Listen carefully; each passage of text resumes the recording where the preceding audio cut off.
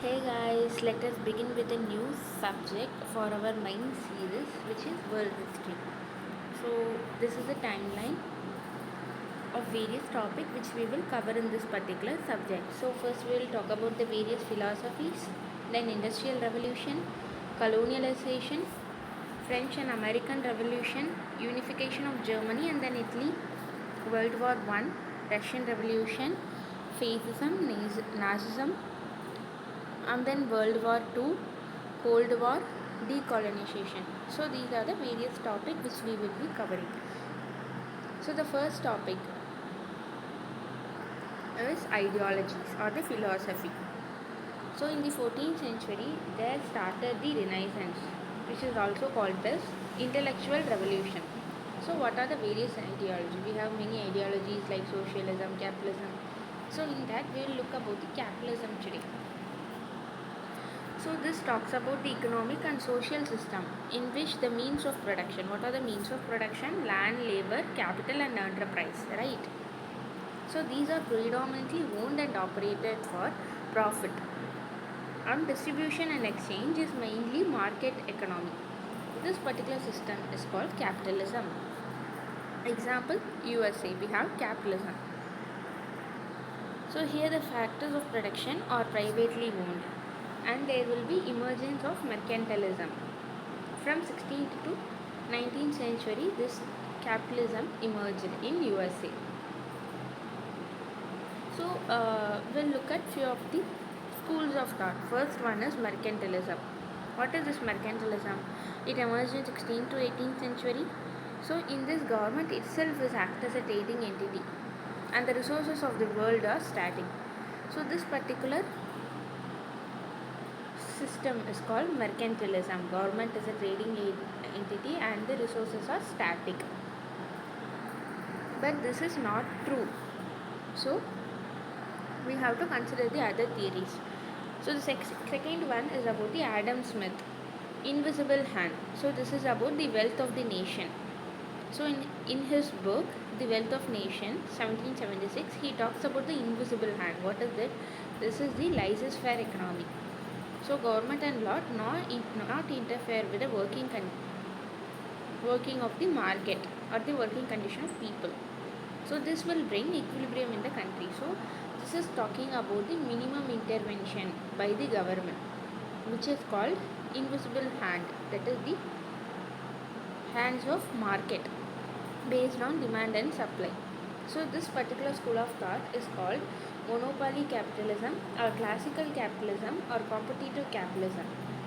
So this particular theory does not last longer because USA experienced the Great Depression in 19th century.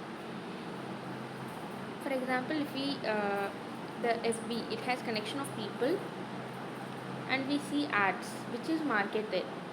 So actually what is happening? Privacy of information is affected. So we need government regulation. So this is an example in recent case. And the next theory or school of thought is about the John Maynard Keynes. So John Keynes theory.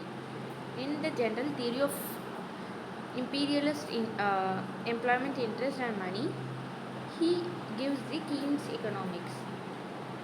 So in 1929, USA experienced the Great Depression, for which government came up with this thing called New Deal program.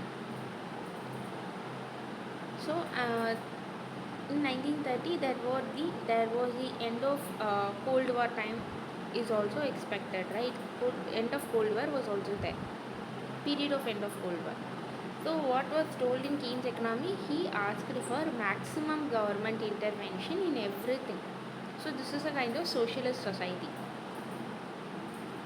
So capitalism, good ecosystem.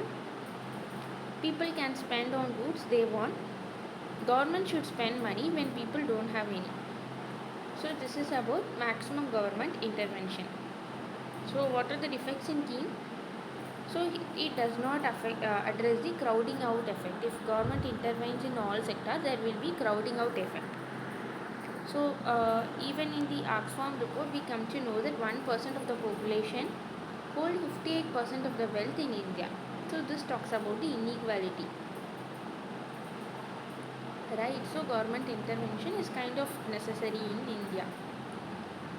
So these are various theories. Now let us talk about the type of capitalism. First one is market-led capitalism, which is followed in US and UK. What are the positive of it?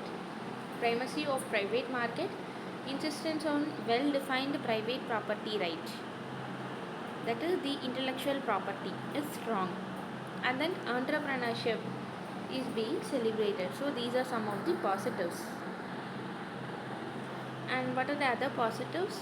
Like that there is radical innovation, then it created distraction. For example, Elon Musk, fifth mode of transport, hyperloop, it created a kind of vacuum, which is the uh, mode of transportation through vacuum. So this is kind of creating distraction to the environment also. And the high-tech sunrise and the business service job. Example, Swiggy, Byju's, etc. And the next one is deeply high adoptive, sophisticated financial market. Then very flexible labor market. So these are some of the positive. What are the negatives? Highly politicized countervailing public body. Then underinvestment in public infrastructure like education, health, social issue. In name of capital and investment, the primary sectors like major important sectors like education, health may be neglected by the government. And the next one is about the corporate capitalism. This is followed in Japan, South Korea, etc. Example, Lotte is a company under this corporate capitalism. So what is the negative of this particular thing?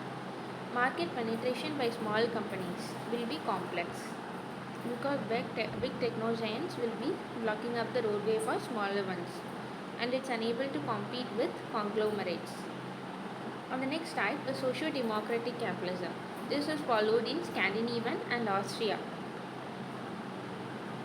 Scandinavian countries are Norway, Sweden, Finland, etc. So this particular thing is most appreciable, socio-democratic capitalism. What are the positive?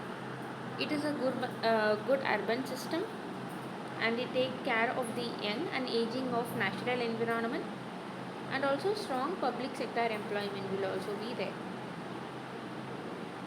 So even the Finland, it recently introduced a basic minimum income for its people.